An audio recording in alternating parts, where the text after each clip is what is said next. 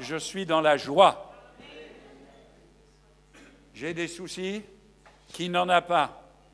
On a des enfants, des grands-enfants mariés, des petits-enfants. Alors, petits-enfants, petits soucis, grands-enfants, grands soucis. Alors, je peux vous dire que j'ai mon lot de soucis. Mais je suis quand même dans la joie. Pas parce que tout va bien, mais parce qu'on m'a invité à venir en la présence du Seigneur dans ce culte d'adoration. Acte 2, 37. Après avoir entendu ce discours, ils eurent le cœur vivement touché. Et ils dirent à Pierre et aux autres apôtres, « Hommes, frères, que ferons-nous » Amen. Bien-aimé Seigneur, nous avons besoin de ta grâce et de ton onction pour annoncer ta parole. Seigneur, je réclame sur ton serviteur, sur ta parole et sur l'auditoire la présence de ton esprit. Œuvre maintenant dans les cœurs, dans les âmes, dans les vies. Et Seigneur, oins ton serviteur pour qu'il annonce une parole puissante qui touche et qui change les vies. Nous comptons sur toi maintenant et que ta grâce nous accompagne. Amen. C'est la fête de la Pentecôte. Juste un petit rappel. C'était la première des fêtes, des 3 grandes fêtes solennelles qu'il y avait en Israël, que Dieu avait demandé d'établir au milieu d'Israël. Et la Pentecôte était la première de ces fêtes solennelles. Le dimanche est le premier jour de la semaine. Et le dimanche est une fête solennelle. Je me refuse à toute activité le dimanche. Bien sûr, quand on est obligé de travailler le dimanche, c'est différent. Quand on a ses activités professionnelles, comme les infirmières ou les infirmiers ou d'autres professions. Mais pour moi, qui n'ai aucune obligation le dimanche, c'est la journée solennelle pendant laquelle je me mets en relation avec le Maître et le Seigneur. Les 2 autres fêtes, juste pour information, c'était Pâques et la fête des tabernacles. Mais Dieu avait demandé qu'à la Pentecôte, les hommes et les femmes d'Israël se rendent à Jérusalem.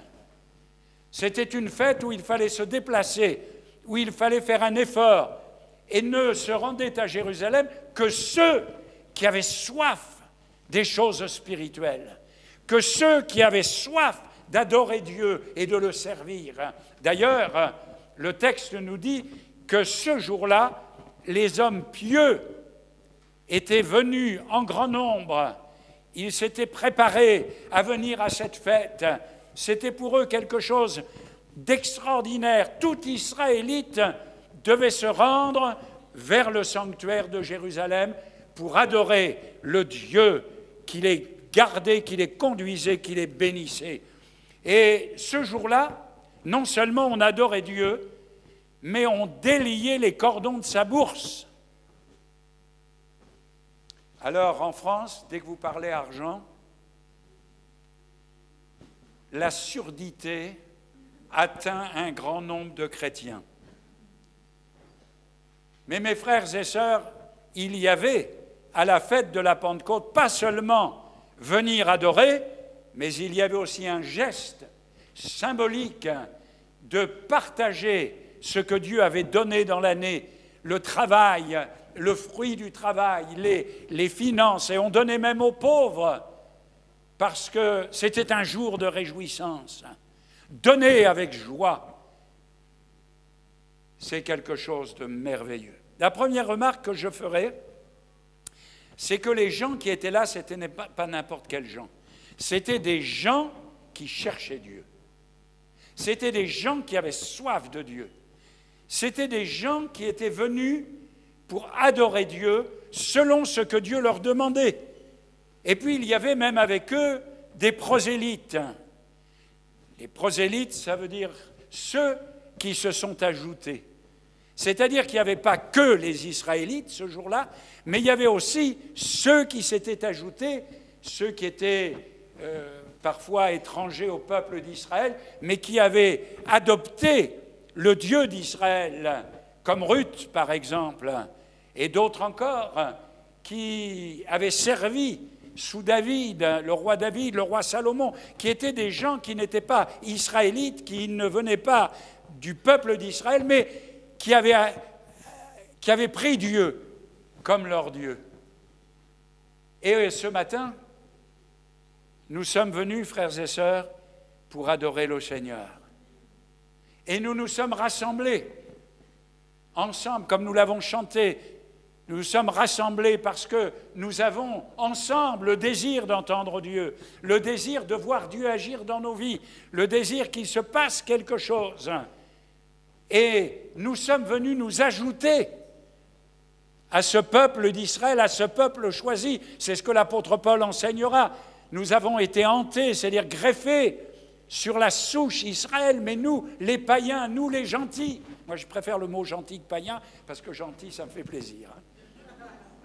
Nous, les gentils, nous sommes venus aussi, et nous avons le droit d'adorer le Seigneur de la même manière.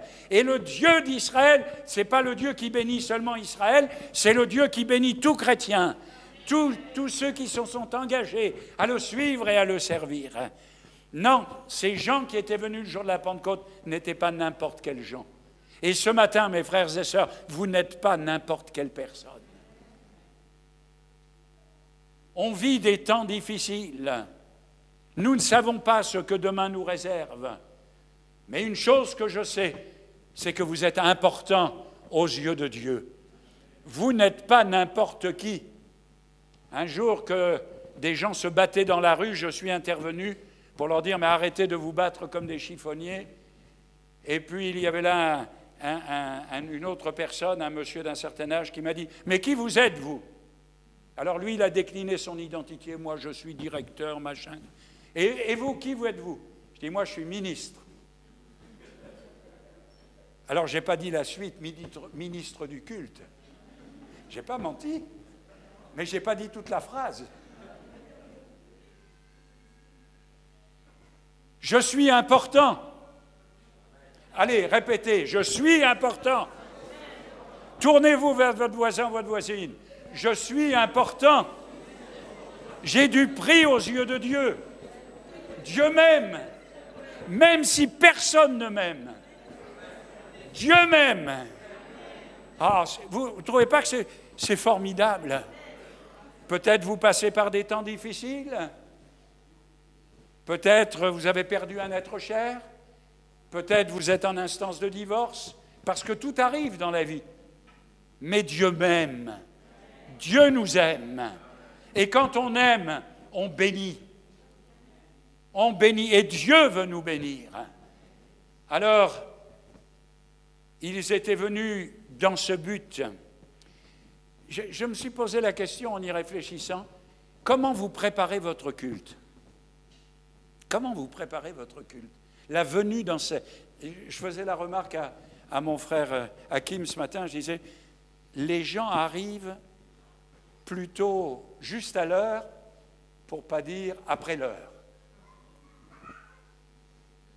Comment nous préparons notre culte ? Moi, je me souviens quand nos enfants étaient petits et qu'il fallait aller au culte, alors c'était un peu la bousculade, c'était un peu... Et puis, on avait habillé le petit garçon, la petite fille, ils étaient beaux pour le dimanche. Et puis, on sortait, et la première flaque d'eau, ils avaient le droit de s'y allonger entièrement. Donc, il fallait retourner à la maison, il fallait changer l'enfant, il fallait... Que de stress, on dirait aujourd'hui. Comment préparons-nous notre culte ? On se lève à quelle heure ? Ah, c'est le jour de la grasse matinée. Ça coûte quelquefois de venir. Mais est-ce que ce matin, vous avez pris votre Bible ? Si ce matin, vous avez prié dans votre cœur, si vous ne pouvez pas le faire ouvertement, est-ce que ce matin, vous avez dit, Seigneur, j'ai la joie d'aller dans ta maison. Seigneur, je veux oublier tout le reste. Et je veux venir et je souhaite te rencontrer. Je souhaite que tu me fasses du bien. Je souhaite entendre ta voix. Vous n'avez pas envie d'entendre la voix du Seigneur? Oh Jésus, fais-nous grâce. Alors, quand on prépare son culte, le culte n'est pas stérile. Ces gens étaient préparés. Et à ce moment-là, ils ont entendu les apôtres qui parlaient, les disciples qui parlaient dans leur langue. Les langues les ont interpellés. Mais c'est la parole de Pierre qui a touché leur cœur. Le parler en langue, bien sûr, peut nous permettre de nous poser des tas de questions. Mais le cœur n'a pas été touché à cause du parler en langue. Le cœur a été touché parce que dans le miracle qui se produisait, on annonçait la croix et la résurrection de Jésus. Et Pierre dira, ce Jésus que vous avez crucifié, Dieu l'a ressuscité. Quel message! Et ils étaient tous là, dans l'étonnement. Et la Bible nous dit, leur cœur a été touché. Il n'a pas été touché par la raison. Quelqu'un m'a dit hier, je parle du Seigneur à mon fils, mais c'est très intellectuel. Il raisonne, ça fume. Vous lui direz qu'il desserre le frein et puis qu'il fasse confiance au Seigneur. Voilà, la raison. Comment Dieu a-t-il créé la terre et le ciel? On se pose des questions parfois. Qui est Dieu? Si ce n'est l'Éternel, comme dit le cantique, le petit cœur. Mais on se pose des questions. Comment Dieu a-t-il permis qu'Adam et Ève chutent? Comment se fait-il que Jésus est venu fils de Dieu, né de la Vierge Marie? Tant de choses, tant de questions. Arrêtons de raisonner, parce qu'à force de raisonner, on déraisonne. Mais ayons la foi, ayons la foi. Ce n'est pas le sentiment qui a parlé, ce n'est pas le sentiment. Ils n'ont pas été enthousiasmés. Oh, Pierre, quel prédicateur! Non! Et moi, il me semble voir Pierre, cet homme d'un certain âge déjà. Moi, il me semble voir parler de Jésus. Avez-vous déjà entendu quelqu'un qui est amoureux parler de son amoureux ou de son amoureuse? Non? Moi, j'ai entendu des garçons qui disent « Oui, bon, elle est bien, mais casse pas des briques. » C'est comme ça qu'elle parle. Quand je la vois,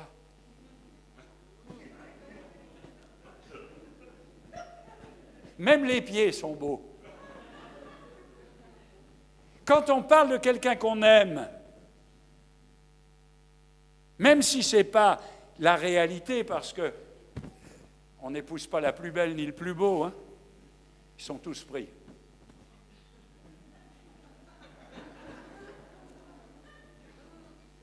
Mais quand on aime, tout est beau. Quand on aime. Alors, moi je vois Pierre qui aimait le Seigneur tellement fort, tellement extraordinaire. Il l'avait rencontré sur le bord du lac. Pierre, m'aimes-tu? Rappelant comment il avait été lâche. Alors, là, ce jour-là, il va parler. Ce Jésus, vous l'avez crucifié, mais Dieu l'a ressuscité, il est vivant. Je ne sais pas si Pierre a sauté en disant cela, mais il y mettait tout son cœur. La version allemande sur ce texte dit ceci: ils eurent le cœur percé. Ils eurent le cœur percé.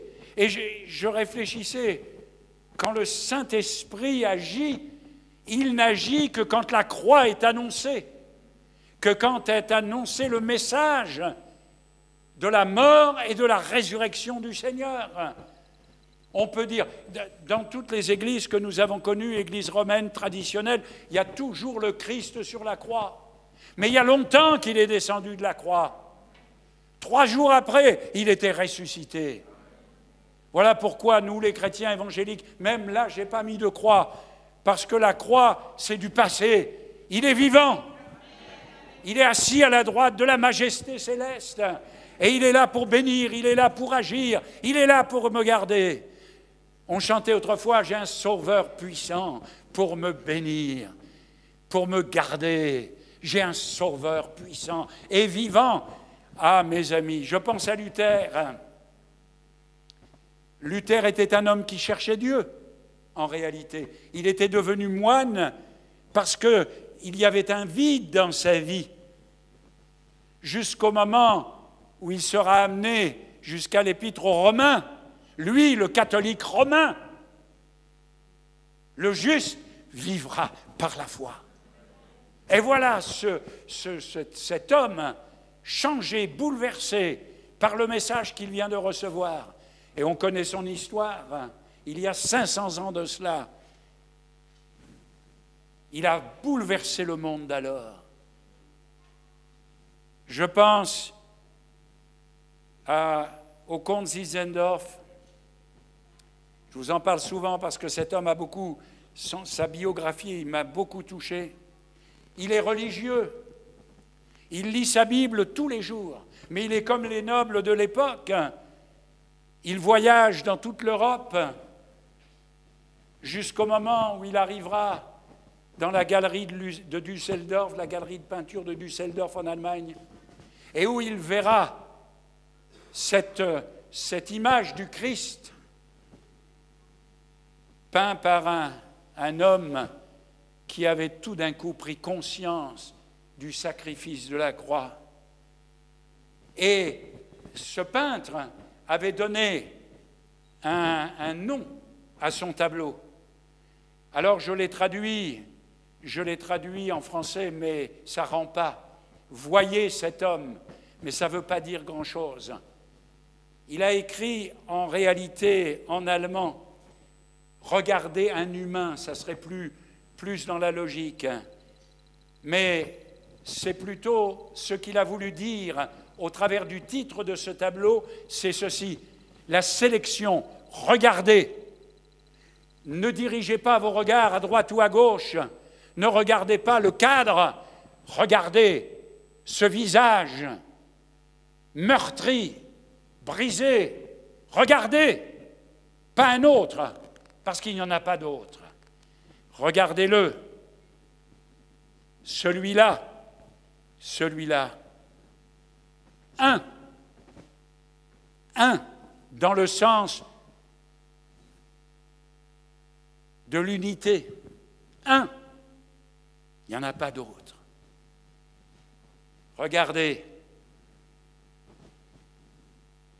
cet homme, ou plus exactement un humain, il s'est fait homme comme vous et moi.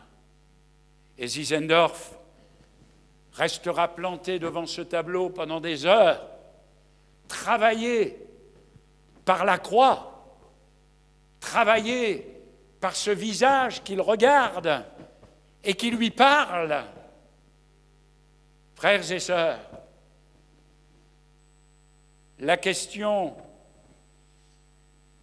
ou plus exactement l'inscription, parce que le titre du tableau, c'est « Voyez quel homme », mais en dessous, le peintre a écrit quelque chose. Et le peintre a écrit « Tout cela, je l'ai souffert pour toi, mais toi, qu'as-tu fait pour moi ?» Et ces paroles vont résonner en permanence dans l'esprit de ce jeune comte. Qu'est-ce que j'ai fait pour Dieu ?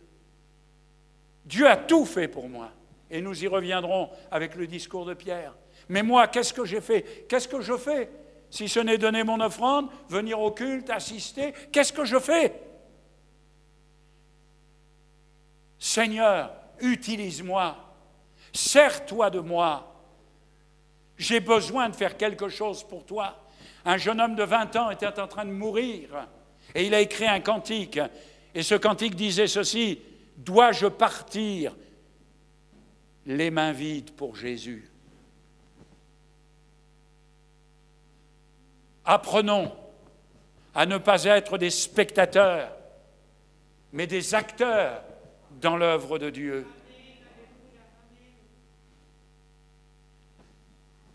Alors les gens qui sont là et qui écoutent l'apôtre Pierre, à un moment donné, vont dire ceci: « Homme frère, homme frère ». J'ai bien aimé cette expression, parce que quand on dit homme frère, ça veut dire qu'on s'identifie aux autres. Hein? Si je dis à mon frère, si je dis à mon frère Jean-Daniel, mon frère, il ne me voit pas, mais il m'entend. Il faut dire qu'avec la voix que j'ai, il aurait du mal à ne pas m'entendre. Hein? Mais quand je dis mon frère, la Bible nous dit que dans l'épreuve, l'ami se montre un frère. Et voilà qu'ils vont s'identifier à ces gens qui sont là. Ils vont se dire, mais c'est des hommes comme nous, c'est des gens comme nous. Mais alors, que leur arrive-t-il? Un jour, une dame disait à sa voisine, « Il paraît que votre mari a changé de religion. » Et la brave dame, la brave chrétienne, de répondre, « Non, il a changé de vie. Il n'a pas changé de religion, il a changé de vie. » Les auditeurs sont interpellés par ce terme qui voulait dire « Vous aussi, vous étiez là le jour où on l'a crucifié. Vous aussi, vous étiez là. Alors pourquoi maintenant êtes-vous dans une autre situation? D'où ça vient? »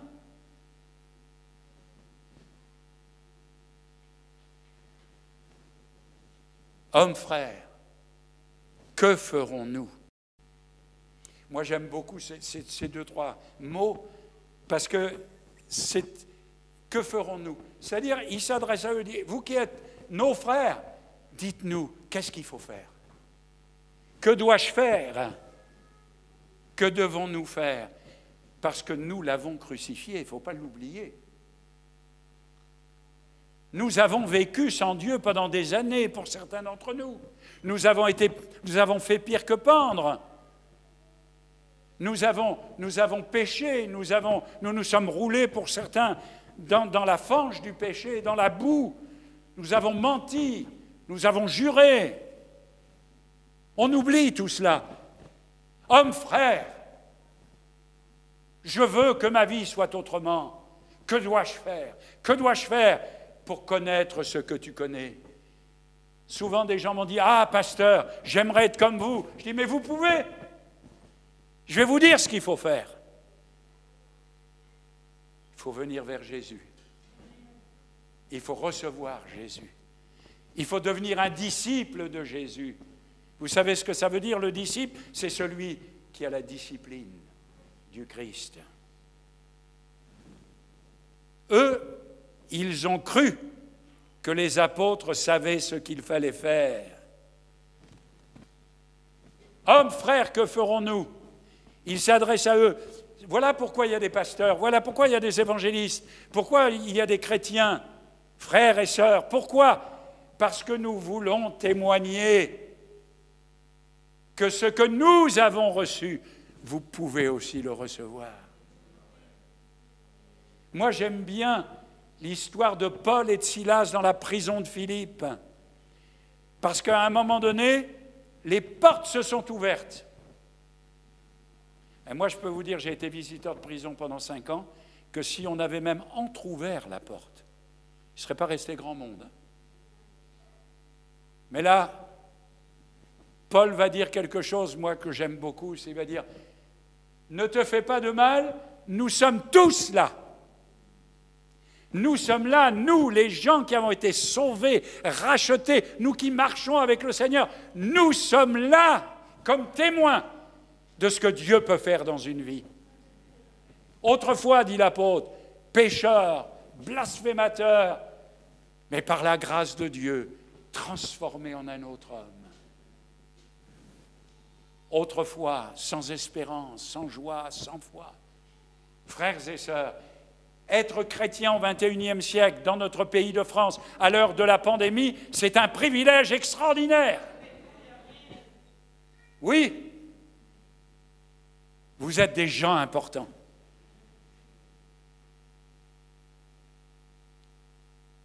Car Dieu ce Dieu que Pierre prêche,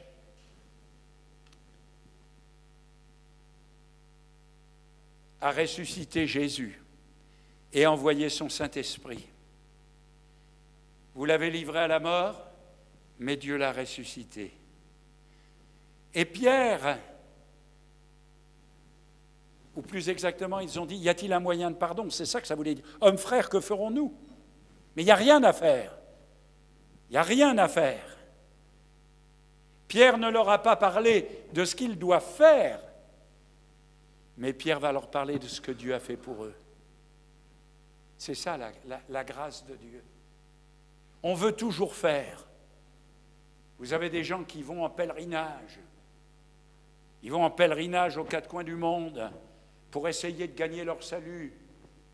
Il y en a qui vont à Rome, il y en a qui vont à Lourdes, au prix de lourdes dépenses, et ils reviennent avec de lourdes désillusions. On fait il faut faire. Que ferons-nous? Mais tu n'as rien à faire que de dire « Seigneur, viens. Viens dans ma vie. Viens me bénir. Viens, je veux marcher avec toi. Je suis venu à Jérusalem parce que je voulais faire une expérience. Alors, Seigneur, fais-moi grâce. » La prédication de Pierre est celle-ci. Voici ce que Dieu a fait pour vous. Alors vous, tournez-vous vers lui et vous verrez si Dieu n'ouvre pas pour vous les écluses des cieux, comme il a promis de le faire.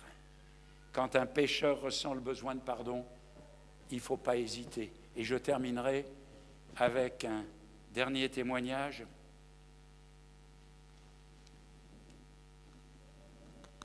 J'ai aidé un peu sur l'œuvre de Puteaux, tout au début où nous étions là. J'ai aidé aussi sur Puteaux. Et un jour, quelqu'un a senti le besoin de se convertir et que l'on prie pour lui. Un homme d'une quarantaine d'années. Mais voilà, quand il est arrivé au culte, le culte était terminé, il avait entendu parler de moi, certainement en bien, pour moi, au moins une fois en bien de moi. Et quand il est arrivé, alors il a questionné les quelques chrétiens qui restaient là, il a dit, mais moi j'aurais voulu voir le pasteur, il faut qu'il prie pour moi, je veux me convertir. Bon, alors les chrétiens lui ont dit, ben, il mange aux 4 temps à la Défense. À l'époque, j'étais avec ma femme, et puis 1 ou 2 frères qui nous accompagnaient, on allait manger là-bas, au self. Et tout d'un coup, pendant qu'on était en train de manger, une annonce au micro. Le pasteur est invité à prendre contact avec le... Alors, j'ai dit, le pasteur, c'est peut-être de moi. Alors, j'ai regardé si quelqu'un se levait. Et comme personne ne se levait, j'ai supposé que c'était de moi qu'il était question. Alors, je suis allé sur le devant et la dame qui était là, qui était préposée au service, m'a dit « C'est le monsieur qui est là-bas qui vous demande. » Ah bon?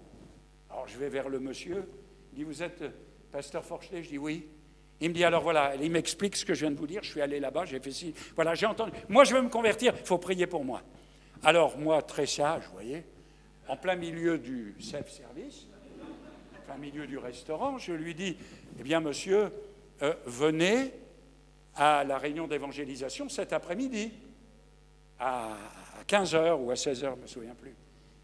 Et puis, je prierai pour vous. Ah non, non, non, il me dit, non, non, j'attends pas jusqu'à 15h. Vous allez prier maintenant. Alors j'ai dit, maintenant là? Oui.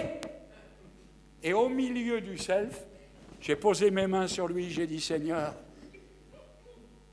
j'ai honte. Non, ça, je ne l'ai pas dit. Qu'est-ce que les gens vont croire? Qu'est-ce qu'ils vont penser? Seigneur, tu vois cet homme qui veut se convertir. Change sa vie. Moi, j'ai trouvé ça. Sur le moment, j'étais gêné. Mais je dis, il n'a pas voulu attendre 1 minute de plus. Je veux me convertir aujourd'hui. Voulez-vous convertir? Marcher avec le Seigneur? Servir le Seigneur, être utile dans son œuvre. être de vrais chrétiens qui ne reculent devant rien? Alors, levons-nous et prions ensemble. Seigneur, je te prie d'étendre tes mains sur nous maintenant. Seigneur, je ne veux pas attendre une minute de plus, et je veux dire avec les gens du jour de la Pentecôte, en entendant l'apôtre Pierre, « Hommes, frères, que ferons-nous » Donne ton cœur au Seigneur, mon frère. Donne ton cœur au Seigneur, ma sœur. Donne ton cœur au Seigneur. Change de vie. Laisse le Seigneur changer ta vie. Tu n'as rien à faire que de lui dire, « Seigneur, viens, j'ai besoin de toi. Viens, j'ai soif de toi. Seigneur, j'ai besoin de ta grâce. » Et s'il y a quelqu'un parmi nous qui a besoin que le Seigneur fasse une œuvre dans sa vie, alors approchez-vous, nous allons prier pour vous. Mes collègues serviteurs de Dieu vont prier pour vous. Nous ferons une prière globale. Mais si vous avez besoin, si vous voulez répondre à l'appel de Dieu, venez sur le devant et nous allons ensemble demander au Seigneur de vous faire grâce. Voilà, n'attendez pas, je ne ferai pas un long appel. Si vous avez besoin, venez. Si vous voulez vous convertir, venez. Si vous voulez que Dieu fasse son œuvre, venez.